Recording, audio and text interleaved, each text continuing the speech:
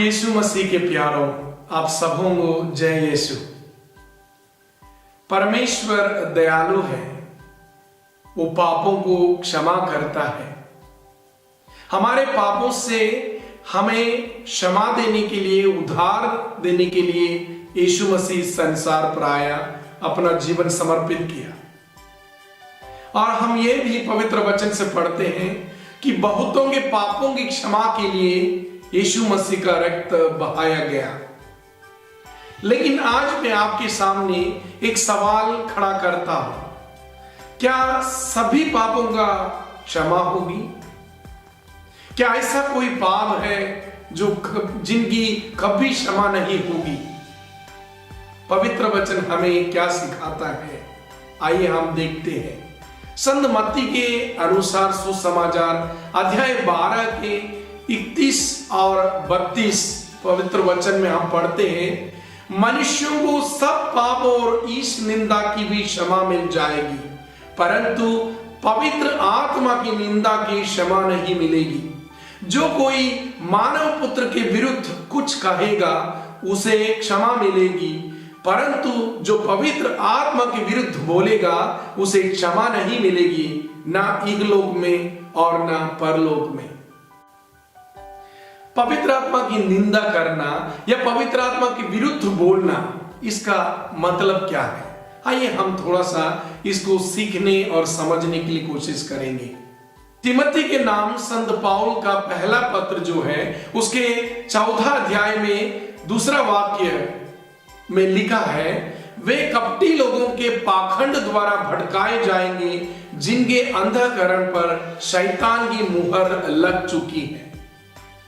तीतुस को जो पत्र संत पौल ने लिखा था, उसके पहला अध्याय के 15वां वाक्य में हम पढ़ते हैं, जो शुद्ध है उनके लिए सब कुछ शुद्ध है, किंतु जो दूषित और अविश्वासी है उनको लिए कुछ भी शुद्ध नहीं है, क्योंकि उनका मन और अंधकरण दोनों दूषित है।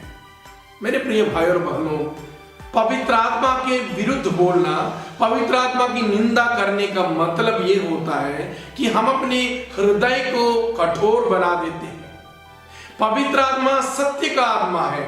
संत यूहन्ना के पहला पत्र का अध्याय 5 का वाक्य 6 में यह लिखा है कि सत्य का आत्मा है, क्योंकि आत्मा सत्य है। पवित्र आत्मा हमारे अंदर निवास करता है। पवित्र आत्मा हमारे अंतःकरण के द्वारा बातें करता है। पवित्र आत्मा हमको सचेत करता है कि पाप क्या है और पाप से हमें कैसे दूर रहना है और पाप को छोड़कर कैसे उद्धार को पाना है। प्रिय भाई और बहनों, कभी कभी ऐसा हो जाता है कि हम उसी पवित्र आत्मा की आवाज पर अपनी पीठ ठोक देता है। हम उनकी प्रेरणा को चुप कराना चाहता है, उनकी दंडात्मक शक्ति को हम सुनना नहीं चाहते हैं। धीरे धीरे परमेश्वर का जो कार्य है हमारे जीवन में कोई भी प्रभाव नहीं डालेगा। प्रिय भाई और बहनों, मैं आपको पवित्र वचन से ही उदाहरण देता हूं। प्रेरितों के जो कार्यकलाप है, अध्याय 7 के 51 में यह लिखा है, ओ हठ धर्मियों, मन से विधर्मियों और कान से बहरे लोगों, आप लोग सदा ही पवित्र आत्मा का विरोध करते हैं, जैसा आपके पूर्वज भी किया करते थे। पवित्र आत्मा का विरोध करना मतलब यीशु मसीह द्वारा जो उद्धार को हमें दिया है उसको ठुकराना, उसको अस्वीकार करना। परमेश्वर दयालु है, उनकी दया और करुणा का कोई सीमा नहीं है। हर एक पाप और गुनाह को क्षमा मिल जाएगी, लेकिन अगर हम पाप की अवस्था में हमारे हृदय को कठोर बनाते हुए उस पाप क्षमा को स्वीकार नहीं करेंगे तो हम अनंत काल के जो नरक के आग के योग्य बन जाएंगे। प्रिय भाई और बहनों, यही पवित्र आत्मा के विरुद्ध पाप है। मैं एक छोटा उदाहरण बोलता हूं। मान लो आप लगातार एक पाप करते आ रहा है, या तो आप एक पाप करते हैं, पवित्र आत्मा अंतःकरण से आपको आवाज सुनता है, ये करना नहीं है, इसको बंद करो, इसको नहीं करना है। पहले आप सुनते हैं, उसके बाद भी उस पाप को करते हैं। मान लो आप एक दीवार बना रहे हैं, ईश्वर के सामने एक दीवार बनाते हैं, हर बार उस पाप को करेंगे तो एक ईंटा रख देता है। पहले पहले क्या होता है, ईंटा नीचे नीचे आप जमा किए, ईश्वर को आप देख सकते हैं, पवित्र आत्मा की आवाज को भी आप सुन सकते हैं, लेकिन धीरे धीरे ये दीवार उठेंगे, पवित्र आत्मा की आवाज आप नहीं सुनेंगे, ईश्वर की दया को आप नहीं पहचानेंगे। धीरे धीरे आप एक दीवार को खड़ा करेंगे, आप परमेश्वर के अनुग्रह और उद्धार से वंचित रह जाएंगे। यही तो होता है पवित्र आत्मा की निंदा। मतलब आपके अंदर रहने वाली आत्मा आपको जो प्रेरणा देता है, वो प्रेरणा को भी आप ठुकरा देते हैं और आप अपने रास्ते से चलना शुरू करता है और उद्धार की रास्ता को छोड़ देता है। प्रिय भाई और बहनों, कभी कभी लोग ये सोचते हैं कि एक बार बपतिस्मा लिया तो मेरा उद्धार हो गया, लेकिन बपतिस्मा लेने से बिल्कुल उद्धार का अनुग्रह आपको मिला है, लेकिन आपको परमेश्वर के राहों पर चलना है, उस आत्मा की आवाज को पहचानना है और पापों से दूर रहना है। अगर पाप किया, पाप का बोध आप में आता है तो पाप स्वीकार करना है, पश्चाताप करना है, मन फिराव करना है और परमेश्वर की दया को स्वीकार करना है और उसके अनुसार जीवन को बिताना है।